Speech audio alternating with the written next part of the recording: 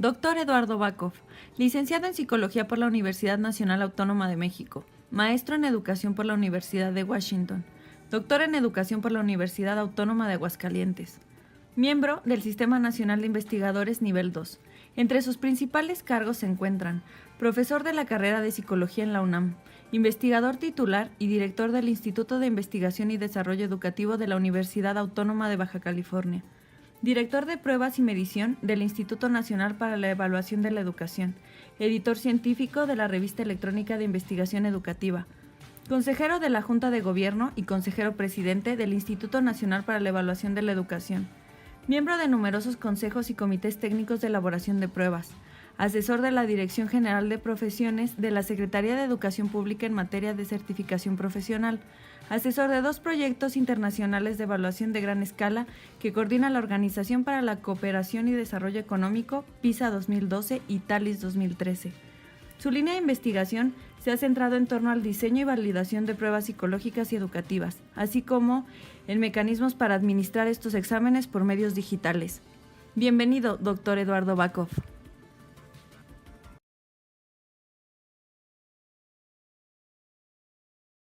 Buenos días a todos. Antes que nada, un agradecimiento a los organizadores de este congreso por la invitación que se me hizo. Es siempre un placer regresar a la casa de estudios de donde uno salió, muchos años después, por supuesto.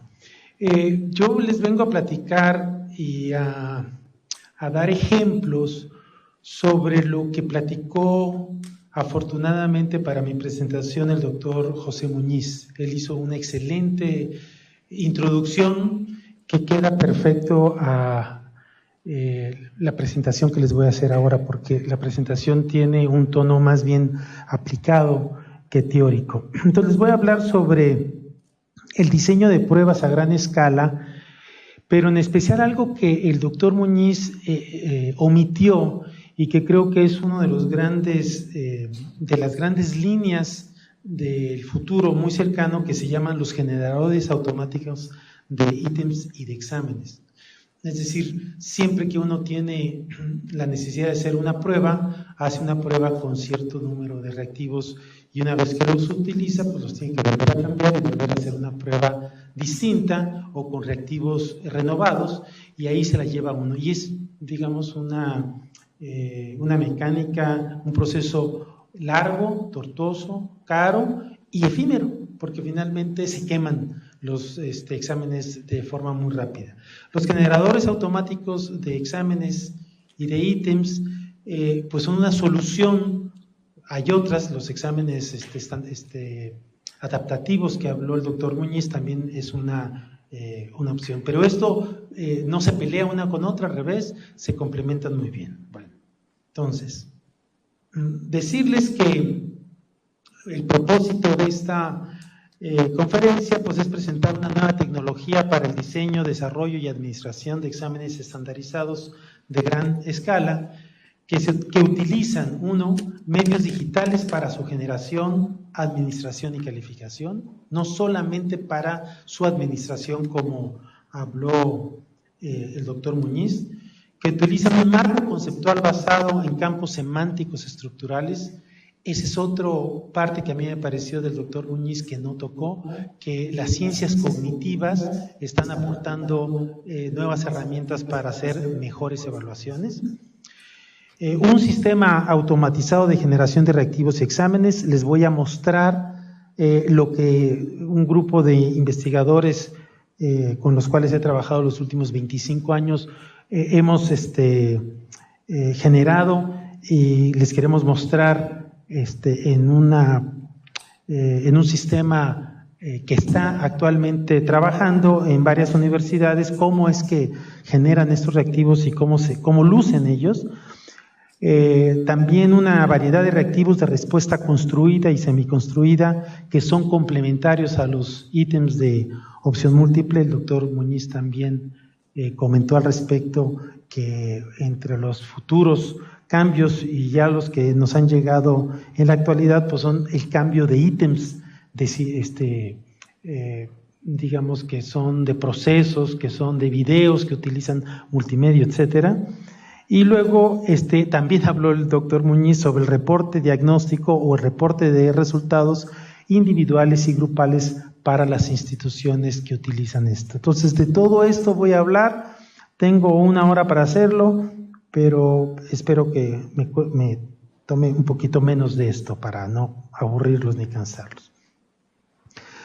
Diría que, dado que este seminario está inserto en la Facultad de Medicina, que es parte de la educación superior, yo diría que, empezando en un contexto, que en la educación superior se deben desarrollar competencias para la vida personal y profesional, competencias que tienen que ver con una operatividad cognitiva y una actividad epistémica de lo que uno estudia y de lo que finalmente va a ser nuestra profesión, que además de los conocimientos y habilidades que uno adquiere en la educación muy específica, como en el caso de la medicina, pues tienen que desarrollarse otras habilidades o competencias como es la de la reflexión crítica, la creatividad y propositiva en todos los aspectos.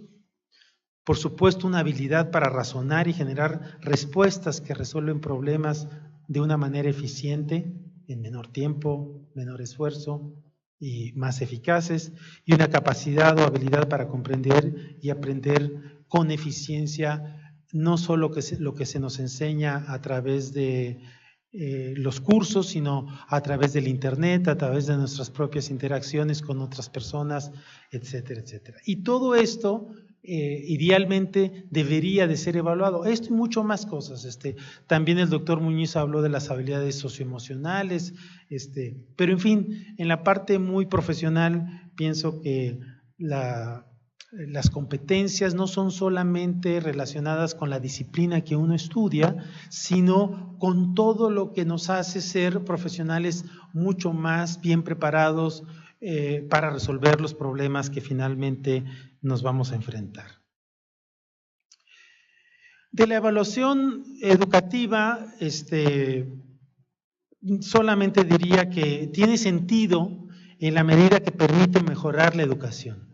La evaluación por sí misma no mejora la enseñanza, pero es un instrumento, un mecanismo sumamente importante para mejorar la educación que nosotros recibimos, al menos en una institución educativa como es esta. Podríamos pensar que la evaluación también le sirve a las instituciones, a las organizaciones gubernamentales, a muchas otras instituciones o organismos que no son necesariamente educativos, pero yo me voy a centrar en la parte básicamente educativa de educación superior. Hay muchos tipos de evaluación, la evaluación sumativa, que determina los logros que alcanzan los estudiantes o los profesionales. Por ejemplo, el examen de certificación, pues es una evaluación sumativa. La evaluación diagnóstica, que permite identificar fortalezas y debilidades de las personas, muy en especialmente estas se deben de aplicar al inicio de un proceso educativo, como es al inicio de la licenciatura, por ejemplo, de la medicina o de cualquier carrera de las ciencias de la salud. La evaluación pronóstica, que de alguna manera nos permite saber qué tan buen desempeño va a tener la persona, y esto, digamos, está muy relacionado con los exámenes de admisión a las instituciones, porque la institución quiere seleccionar a aquellos profesionistas o aquellos estudiantes que serán los mejores profesionistas del país, o al menos del estado donde se encuentre. La formativa, que permite darle formación a las personas que están iniciando o que están a la mitad de una carrera, digamos, educativa. La evaluación sistémica, que tendría que hacer una valoración integral de todos los aspectos y características de las personas para mejorar su funcionamiento. Y decirles que todo esto pues no es nuevo, aunque el doctor Muñiz nos está adelantando hacia dónde se está moviendo la parte de la educación, pero empieza a principios del siglo pasado, y en 115 años que tenemos más o menos con el tema o con el área de la evaluación en general, pues ha habido muchos avances. Y yo les puedo decir que con tristeza veo que en México no hemos seguido eso. Por alguna razón se ha estigmatizado las carreras en las cuales, como por ejemplo la psicología, de donde yo provengo, simplemente eliminó la parte de la evaluación psicológica. No se diga las carreras de pedagogía, que actualmente tampoco la incluyen. Y todo en el sentido profesional va de la mano con que nosotros podamos evaluar las condiciones que nos interesan modificar y que nos interesan mejorar. Nosotros no evaluamos, no sabemos, o lo hacemos solamente de manera muy subjetiva. De una manera simple, porque es más complejo, pero yo diría que el soporte, que es muy importante tener el soporte teórico y metodológico de lo que es la evaluación, y para mí es un triángulo, ¿verdad? Es digamos, está en tres pies teórico-metodológicos la evaluación, por un lado, y yo empezaría por las teorías cognitivas. Si nosotros vamos a evaluar habilidades, competencias, destrezas de las personas, nosotros tenemos que saber cómo es que éstas se desarrollan, y para después poder evaluarla con respecto al campo teórico que nos explica cómo, por ejemplo, es que se dan los aprendizajes, o por qué no se dan los aprendizajes, o dónde se atoran los aprendizajes. Tenemos que tener un sustento teórico, y es una parte muy importante. Por el otro lado, la parte que ya se habló, psicométrica, estadística, de todos los modelos nuevos que nos ayudan a entender y analizar los resultados de las evaluaciones, y por supuesto las ciencias de la computación o tecnologías digitales, que ahora son una realidad y que hace 20 años era muy difícil pensar que nosotros pudiéramos tener evaluaciones como ahora la tenemos, aunque las evaluaciones por computadora empiezan prácticamente en los momentos en que nace la computadora. La universidad donde yo provengo, por ejemplo, en la Universidad de Baja California, donde trabajé muchos años, los exámenes de ingreso por computadora se hacen desde 1993. O sea, estamos hablando de 25 años que ya son una realidad, y que todavía esa realidad no llegan a todas las instituciones. Entiendo que a la UNAM ya llegaron, afortunadamente. De la evaluación computarizada, que es básicamente donde me voy a centrar muy especialmente en esta ocasión, pues diría que es una revolución digital que va a una velocidad impresionante y que cada vez impactan más ámbitos, digamos, de toda la sociedad, y especialmente la evaluación no es una excepción. La evaluación educativa, la evaluación psicológica o sociológica, pero en especial la evaluación educativa, por supuesto, es una herramienta fundamental que deberían de estar ya en todo, no solamente en las instituciones como tal, sino en todos los salones, en todas las aulas deberían de dar el paso. Desde el 2000 decía Bennett Randy que ningún tema se convertiría de mayor importancia para la innovación y la práctica futura de la evaluación educativa que la computación o que los medios computarizados. Y algunos ejemplos recientes que les puedo poner es, por ejemplo, PISA, por dar una idea, aunque es bastante más novedosa, prácticamente todas las evaluaciones que realiza en los 72 países para evaluar estudiantes de 15 años, ya lo hace por medios computarizados. Quedan muy poquitos países, los más pobres, los que no tienen la infraestructura, que se han resistido a entrar a esta dinámica, pero la OCDE dijo a partir del 2018 no va a haber evaluaciones que no sean por computadora. Les decía que en la Universidad Autónoma de Baja California desde 1993 lo hemos hecho, y también todas las evaluaciones que se hace el Educational Testing Service, que son los que hacen el College Board, que hacen el TOEFL, que hacen el GRE, que hacen 2000 y tantos instrumentos de evaluación. Todos van, digamos, de la mano, y prácticamente entiendo, por ejemplo, que el TOEFL todo ya se hace por computadora, el GRE se hace por computadora. Entonces, el futuro ya nos llegó y nos está rebasando a algunas instituciones que no hemos querido, o que no han podido, o que no han visualizado las grandes virtudes que tiene la evaluación por computadora. Con ella se pueden generar preguntas y procesar respuestas en décimas de segundo, es decir, el estudiante responde y inmediatamente se le califica.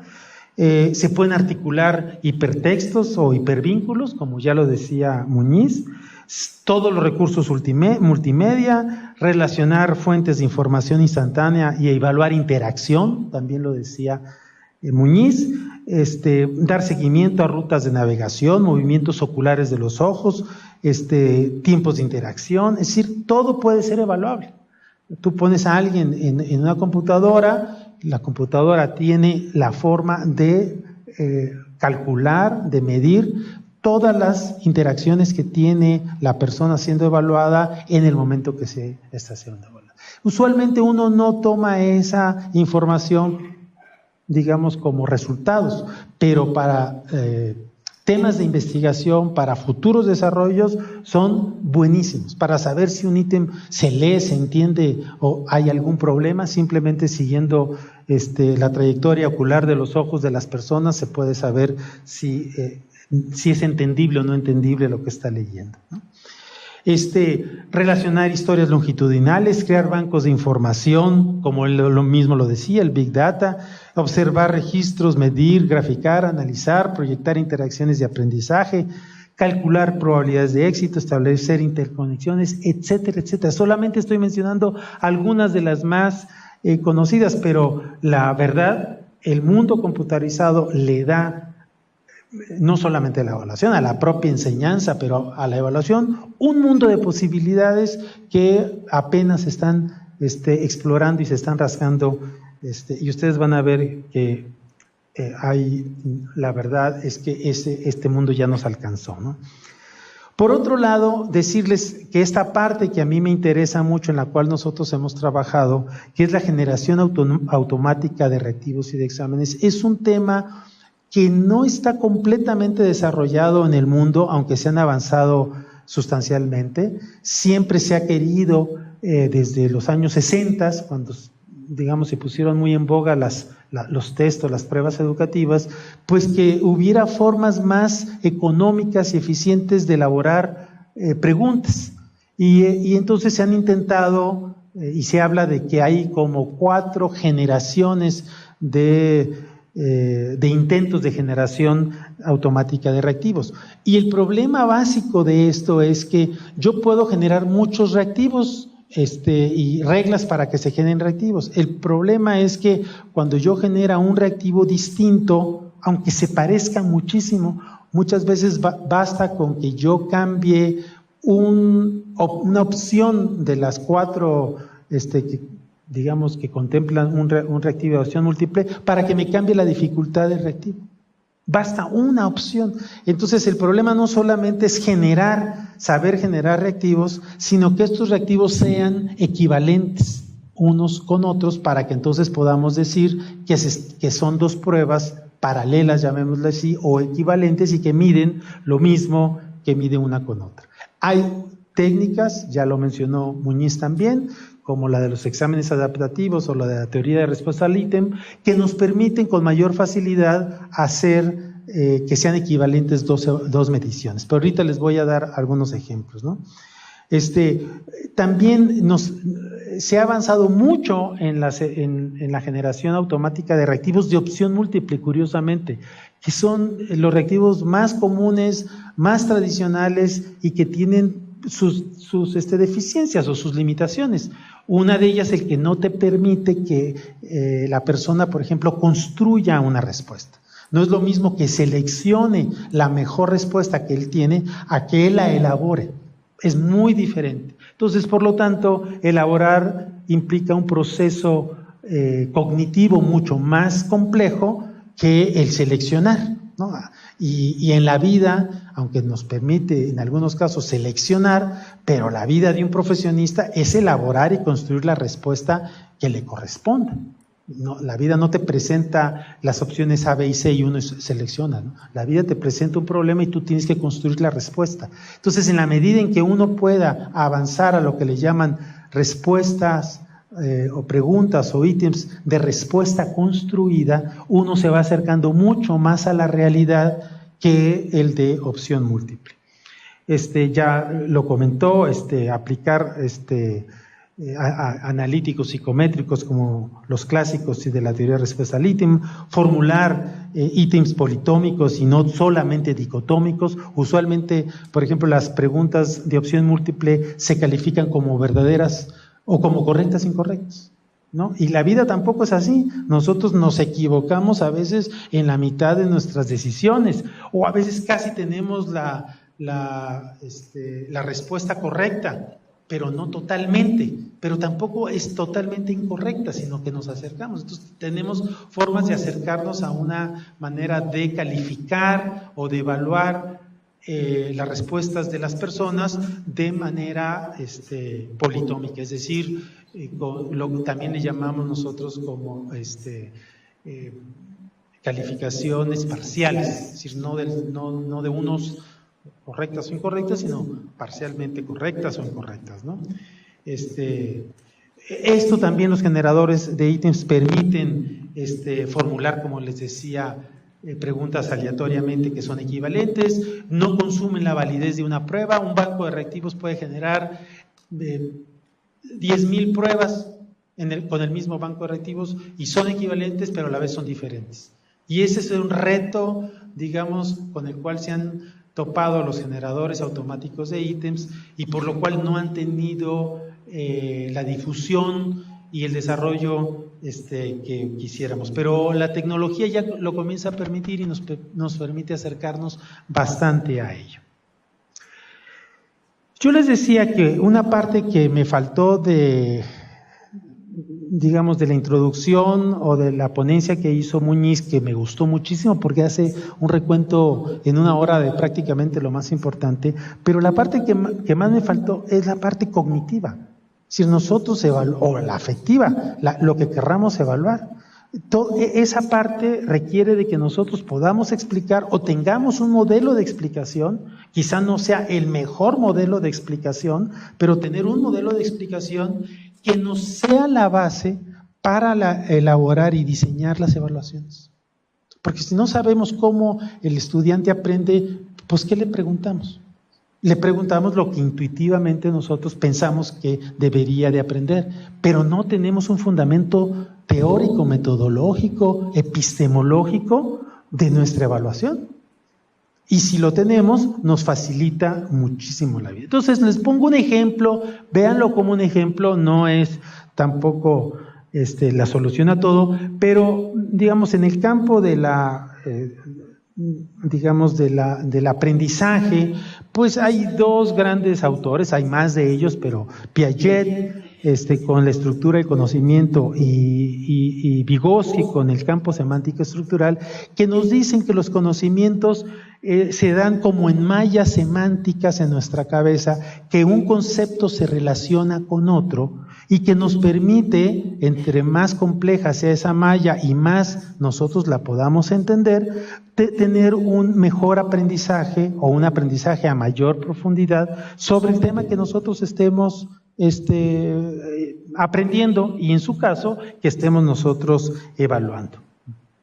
Entonces, digo y piensen que estos nodos, esto que les estoy poniendo, déjenme ver si esto funciona, estos nodos son conceptos, conocimientos que nosotros tenemos en una estructura disciplinaria que está muy bien articulada y que va evolucionando con el tiempo. Ahorita les voy a poner el caso de un un ejemplo para que lo vean, ¿no? Y esto, en la medida que nosotros como seres humanos tengamos una malla, digamos, semántica, conceptual, que nosotros podamos perfectamente ver cuál es la relación entre un concepto y otro, cómo se relaciona esa malla en sí para tener conocimiento sobre un campo disciplinario o un tema en particular, nos permite, digamos, abordar subtemas con mayor facilidad, porque como entendemos la malla, es mucho más fácil nosotros entender qué está dentro de esta malla.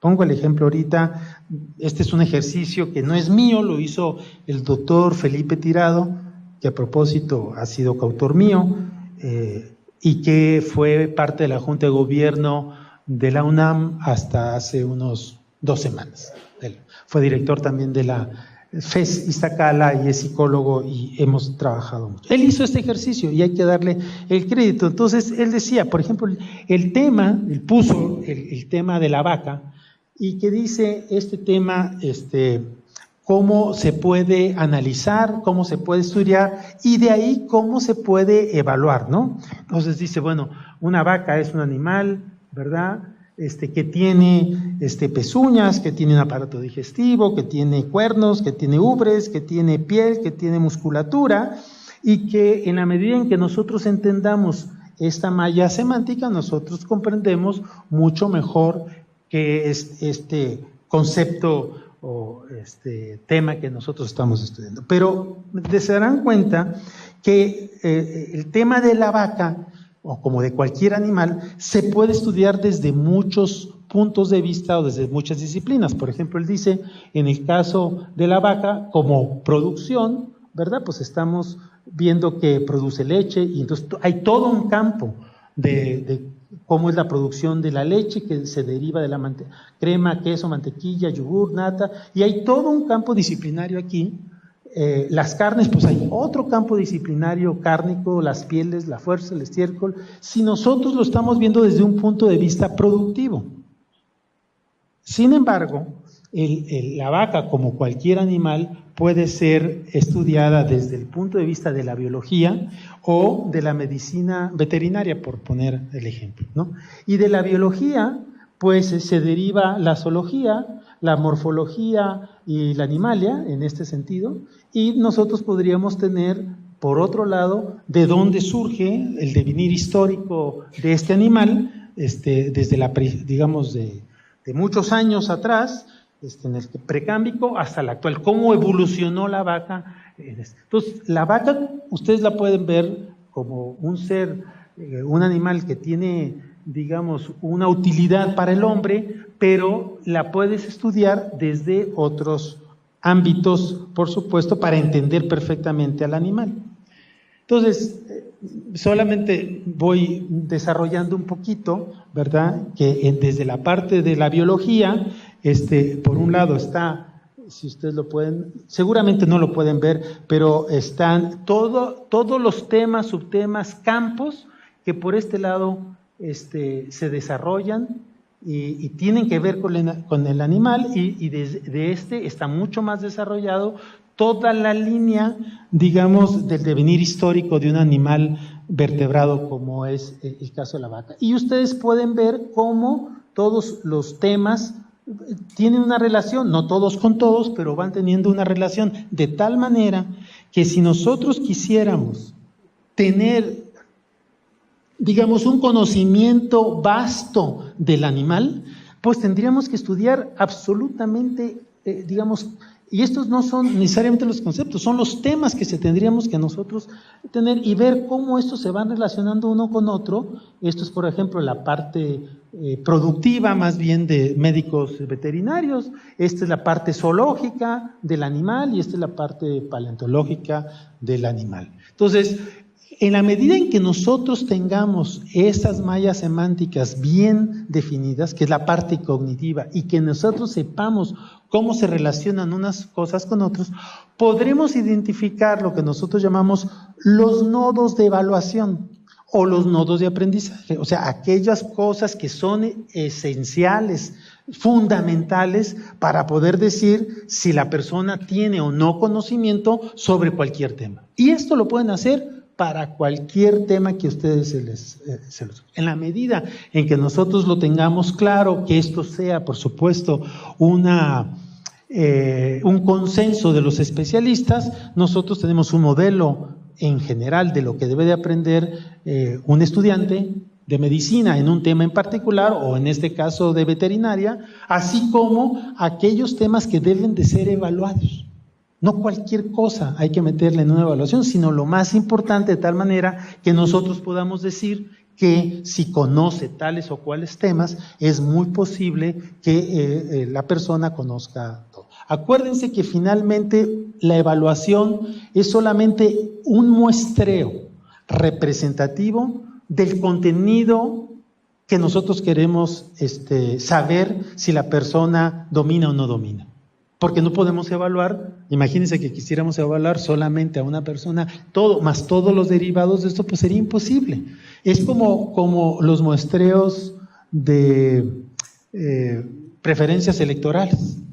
O sea, con 1000 personas o 1200 personas, se supone, ¿verdad?, que ya saben quién va a llegar a la presidencia. Con 1200 personas en un país de 120 millones de personas. Entonces, si se hace bien ese muestreo, nosotros tenemos, digamos, información suficiente como para decir y tomar esta interpretación válida, de la cual también hablaba Muñiz, válida de que la persona sí conoce, sí sabe, sí domina la temática o sí tiene las competencias correctas. La pregunta es, de todo este mundo de contenido sobre un solo aspecto, ¿cuáles son las que tengo que evaluar? Y eso solamente lo pueden decir los especialistas cuando tengan un análisis pormenorizado de lo que se supone, se compone o se estructura un tema en particular. Pero si nosotros hacemos un muestreo correcto de los contenidos a evaluar, o de las competencias, como le quieran llamar, nosotros tendremos una muy buena estimación de lo que la gente sabe. Si esto nosotros no lo hacemos bien, pues los resultados de las evaluaciones nos van a mentir, como también nos pueden mentir las encuestas si no se hacen considerablemente correctas. Pero yo lo que quiero enfatizar aquí es que la parte cognitiva es sumamente importante. O sea que la evaluación no está en el vacío, no es una caja negra que de repente se nos ocurra a nosotros evaluar contenidos o temas de cualquier cosa. Estos deben de tener una fundamentación teórica que nos permitan que ese muestreo de contenidos en realidad nos dé información suficiente sobre los aprendizajes. Bueno, no hay mucho que decir, eso es por un lado. Por el otro lado, hablo un poquito ahora, si nosotros tuviéramos estos campos semánticos muy bien definidos, ¿cómo se desarrollan los exámenes computarizados yo le llamaría de tercera generación? Pues primero, siguiendo los lineamientos, Muñiz habló de que también en Europa ya había unos lineamientos, en Estados Unidos los hay, en México Ceneval sacó hace tiempo algunos. Pues seguir esos lineamientos, los lineamientos que son básicos, fundamentales para elaborar pruebas. Una parte fundamental es que se debe utilizar un modelo colegiado, es decir, que una persona en particular, por muy sabia que sea, es muy difícil que haga una prueba bien hecha sobre un contenido en particular. Para eso se requieren de muchos especialistas que conozcan el tema. El ejemplo que yo les doy, yo trabajé 10 años en el Instituto Nacional para la Evaluación de la Educación y les decía que cada evaluación o cada examen que hacíamos, de cada grado, de cada asignatura, participaban cerca de 100 especialistas para cada uno. Y eran docentes en temas, especialistas en los temas, los autores de libros en los temas, los que hacían planes y programas de estudio, profesores que daban clases, directores de escuela, etcétera, etcétera. Y de tal manera que con distintos grupos podríamos nosotros trabajar, más bien diseñar y desarrollar una prueba. Podríamos no llegar a esa exageración, pero sí decirles que las mejores prácticas nos dicen que son los colegiados de distintas especialidades los que permiten con una buena metodología hacer un buen examen. La otra es aportar evidencias de validez. Yo ya hice mi instrumento, no basta haberlo pensado bien. Una vez que lo pensaste bien, lo desarrollaste bien, lo aplicas y después lo analizas y ves si efectivamente los resultados son los esperados y si hay evidencias de que nos apoyen la idea de que hicimos bien las cosas. Utilizar metodologías también muy probadas para la administración de exámenes computarizados. Hay todo un desarrollo y vuelvo a repetir, en el caso que yo les quiero mostrar es utilizar sistemas generadores de ítems o de exámenes automáticos que les voy a presentar a continuación. Nada más una idea para que lo tengan en la cabeza, un examen normal único, como el que usualmente se hace en todas las ocasiones, como lo que hace el INEE, en ese sentido lo que hace es, se definen los contenidos, se especifican con mucho más precisión cuáles son las competencias que se van a evaluar, se hacen un modelo de ítem o de reactivo de preguntas que van a contener y luego de todo esto se hace un reactivo. O sea, todo este trabajo es un trabajo colegiado costoso en términos de tiempo, de esfuerzo para producir un reactivo. El generador automático de reactivos lo que hace es algo muy parecido, pero al final nos genera una cantidad importante de reactivos que se supone deben de ser, le llaman isomorfos. Isomorfos quiere decir que son equivalentes o similares en el sentido. Y hay dos tipos de isomorfismo. El conceptual, es decir, estoy evaluando lo mismo, piensen, voy a poner un ejemplo muy sencillo, quiero evaluar si un niño sabe aritmética, sabe sumas. Entonces, la pregunta es si todas estas son reactivos de sumas. Y la otra es si los reactivos son igualmente difíciles para el estudiante. Entonces, el segundo tipo de isomorfismo es el psicométrico o el estadístico o el empírico, como le quieran llamar. Y eso es la parte difícil de lograr en un generador automático de ítems, usualmente de opción múltiple. De respuesta construida es mucho más fácil lograr este isomorfismo. Yo les voy a poner un ejemplo del desarrollo que nosotros hicimos, que se llama generador automático de ítems, porque es el que yo conozco y el que a mí me tocó diseñar y desarrollar y el que les puedo hablar de ello. No lo vean, por favor, como ninguna propaganda, simplemente es lo que conozco y lo que les quiero yo hablar. Entonces, solamente les doy ejemplos.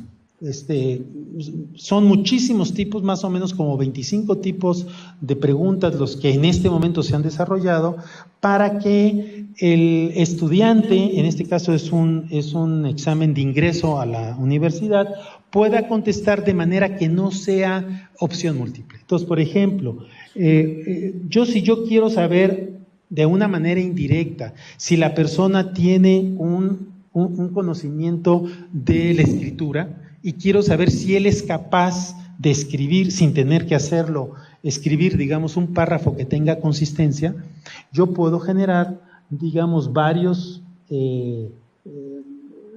frases o varias oraciones y pedirle a él que las arrastre a este lugar y que me las ponga de tal manera que hable de un texto congruente, consistente, que tenga un principio, que tenga un fin y que no... Entonces simplemente esto le llaman, es un trabajo de arrastre, él agarra, hace clic, lo lleva aquí y los va poniendo en el orden que quiera y al final me genera un texto. Esto lo puedo hacer tan fácil o difícil como nosotros querramos, ¿no? Podemos usar palabras sueltas o podemos usar oraciones más pequeñas, oraciones más, como ustedes quieran, o mucho más complicadas. Otra forma, igual, en el caso de matemáticas, es si yo quiero saber, por ejemplo, si el estudiante tiene la noción de fracción y si sabe qué fracción es mayor que otra.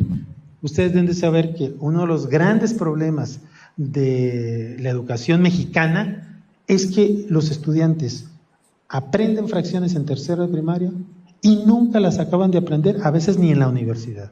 Entonces llegan en la universidad gente que piensa que, digamos, que el denominador es más importante que el numerador. Pero en fin, lo que él hace es, lo que le estamos pidiendo es que él simplemente agarre estas fracciones y las ponga en el orden de mayor a menor.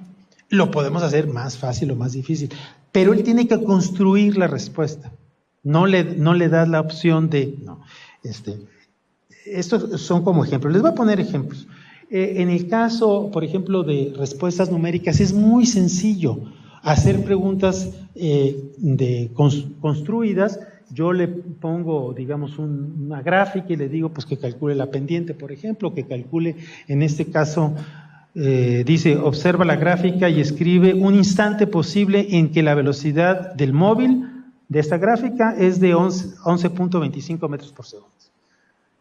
Él no tiene que seleccionar, no puede resolver esa pregunta a través de esa selección. Tiene que hacer el cálculo y luego aquí escribirlo, teclearlo, tal cual, ¿verdad? Y nosotros podemos directamente evaluar si la solución la dio. Esta pues es una expresión algebraica, la tiene que resolver.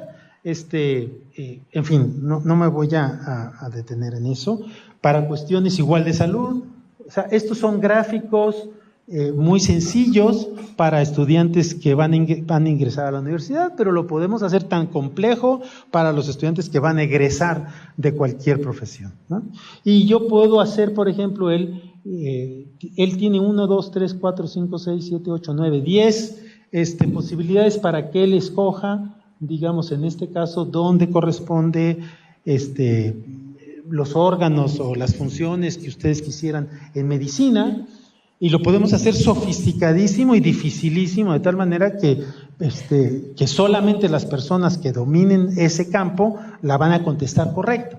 Y podríamos nosotros ver, si ponemos 3, podemos poner 5, 10, las que ustedes quieren, cuántas de ellas elige o coloca correctamente, o otro. Podemos poner, si queremos saber de geografía, le podemos pedir y decirle, en este caso dice, ¿dónde están los bosques templados? Por decirlo, aquí son los que casi no leo, los bosques templados, o podrías decir cualquier cosa de la geografía mundial, y él tiene que poner en los distintos lugares que aquí nosotros le decimos que le damos un tip. Podríamos no darles el tip, simplemente decirles, tú arrástrame y ahí suelta donde están todos los bosques templados.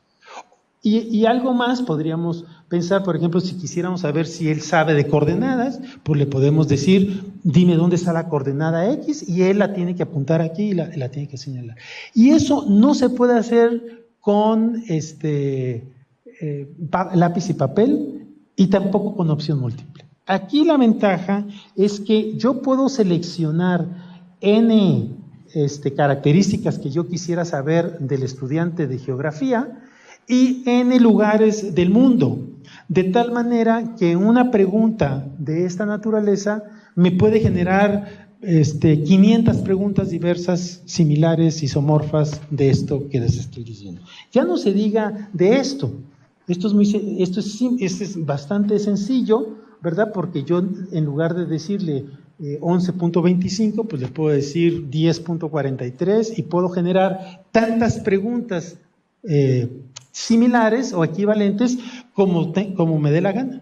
Entonces, una pregunta, un generador de preguntas, no se agota con una.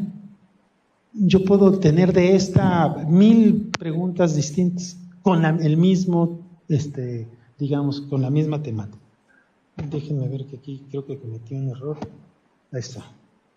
O sea, lo que es muy importante que les estoy mostrando no es solamente que a través de sistemas computarizados yo puedo mostrar preguntas muy elaboradas, sino que es un generador. O sea, si el siguiente estudiante le va a tocar otra cosa distinta, y yo puedo en cada pregunta tener, en algunos casos es mucho más limitado, pero en algunas puedo tener a lo mejor 20, 25 preguntas distintas, pero en otras puedo tener 10,000 o 15,000 o 20,000 distintas formas de preguntar lo mismo. Eso es lo que hacen los generadores automáticos de reactivos. Y esto pues son otros ejemplos. Aquí yo le pregunto si él me puede iluminar cuáles son 2/5 partes en un todo. Entonces él haciendo clic a cada cuadrito va iluminando y él va diciendo, y también otros temas de evento que también con iluminación. Yo le estoy preguntando cómo se representaría esto en esta gráfica y él lo tendría que decir. Más sofisticados, si quieren cuestiones de química, pues yo nada más le digo, pues nada más complétame la oración para que tenga equivalente, y él tiene que completar digamos, la expresión química. En fin, no me voy a quedar allá, simplemente decirles que hay N variedad de preguntas que puedes generar con un sistema como el que les estoy poniendo. Otra es, yo le doy un texto, ¿verdad? Y luego le hago 5 preguntas, de tal manera, o 6 o 10, las que fueran, de tal manera que de ese texto él me tiene que decir cuál es la noticia, cuándo se confirmó la noticia, lo que yo quiera preguntar, y él tendría que agarrarlo aquí y arrastrarlo de esta manera para que él pueda contestar cada pregunta. O clasificarme, ¿no? N cosas, yo le puedo decir, a ver, dime cuáles son de estas, ¿cómo se llama? Los campos magnéticos que en realidad son reales o los que no son reales, y puedo hacer N veces cosas, él lo puede arrastrar aquí, o cualquier otro tipo de clasificación. Es decir, son ejemplos que les estoy dando, digamos, son una gran variedad de posibilidades. Mucho depende de la creatividad de la gente que está haciendo, y esto usualmente se trabaja muy bien cuando, por un lado, está un agente especialista en aprendizaje, psicólogos o de las ciencias cognitivas. 2, cuando está un especialista en la disciplina que vamos a evaluar, un biólogo, un médico o grupos de modo, y cuando está alguien especializado en la programación informática de lo que yo le quiero medir. Entonces, esos grupos es lo que permiten poder hacer un sistema bien sofisticado, no solamente para ingreso, pueden ser para exámenes departamentales, puede ser para cualquier tipo, para certificación, para cualquier tipo de propósito. Vuelvo a repetir, cuesta trabajo hacerlo bien, pero una vez que se termina, la potencialidad y la vida de un sistema de estos es enorme. O sea, ustedes pueden hacer toda la facultad de medicina que puedan hacerlo, lo más importante al menos, para saber en exámenes departamentales de mediano plazo, de certificación, de lo que ustedes gusten y manden. Y se pueden tener también modelos, se pueden tener, ¿cómo se llama? Videos, se pueden tener lo que ustedes quieran y gusten ahí en ese sentido. Es la imaginación que tienen, ¿no? Bueno, todo esto es posible si atrás hay un soporte que ya hicieron los computólogos, que nos entendieron los requisitos que nosotros le pedimos, de tal manera que yo pueda en una plataforma realizar los 25, 30 o 50 tipos de reactivos para que me genere una cantidad importante de reactivos isomorfos el sistema. Entonces es una interfase, no se las voy a explicar, pero aquí el usuario normal, por ejemplo aquí el médico, simplemente con que se le explique cómo se hace, el médico es capaz, o el grupo de médicos, de generar en este sistema los reactivos que sean necesarios para que genere, digamos, la cantidad que se quiera. El sistema igualmente ya es la administración, puede tener calculadoras, puede tener formularios, puede tener tablas, puede tener lo que ustedes quieran como ayuda. A nosotros en realidad no nos interesa, por ejemplo, mucho de la memorización que tenga el estudiante, sino más bien de la capacidad de solución de problemas. Entonces, pensamos que el que tenga calculadoras, el que tenga formularios, el que tenga aquellas cosas que le permita demostrar que sabe cómo resolver un problema, y no es que se acordó mal de una fórmula en particular. Pero eso también es a discusión. Una vez que se realizan las pruebas que se aplican, entonces se utilizan distintos tipos de equiparación. de tal manera que al final uno pueda tener la seguridad, si son 2, 3, 4, 20 o 50 versiones, pues que las versiones tengan un comportamiento similar para poder decir que estamos evaluando con instrumentos ligeramente distintos las mismas competencias a los profesores. Se recolectan distintos tipos de evidencia para saber si es válido o no es válido el instrumento, no me voy a detener aquí, y luego se ve, digamos, este es un ejemplo de tres versiones, cómo son las cargas factoriales de cada reactivo en cada una de las versiones. Y si nosotros vemos que las cargas factoriales son muy similares, como este es el caso, hay algunos reactivos que hay unas pequeñas diferencias, pero en términos generales podemos estar muy cómodos diciendo que en este caso las tres versiones, un ejemplo, están evaluando de la misma manera, de manera muy similar a los estudiantes. Decía Muñiz, ya con eso prácticamente termino, que el reporte de resultados es muy importante para las personas y es un ejemplo. Hemos trabajado mucho, los psicólogos o los evaluadores usualmente han trabajado en hacer buenos instrumentos, pero no en devolución, no en devolver resultados de tal manera que sean claros. En este caso, lo que estoy simplemente poniendo es un ejemplo para un estudiante en particular, para un subtema en particular, qué es lo que saben exactamente y qué es lo que no saben de la prueba. De tal manera que el estudiante le das una calificación y le dices inmediatamente cuáles son sus fortalezas y debilidades con la mayor precisión posible. Y lo mismo puedes hacer con un reporte de un grupo de estudiantes. O sea, un grupo de estudiantes que va a ingresar a la universidad y que lo ponen en el grupo A, X o número, tú le puedes decir al profesor, ese grupo en particular, cuáles deficiencias tiene de lo que se evaluó o de lo que le evaluaron. Y el profesor sabrá en dónde, en qué áreas deberá reforzar o no las competencias. Y con eso termino. Nada más decirle que la evaluación en las ciencias de la salud es sumamente importante para garantizar que los futuros profesionistas cuenten con las competencias profesionales idóneas.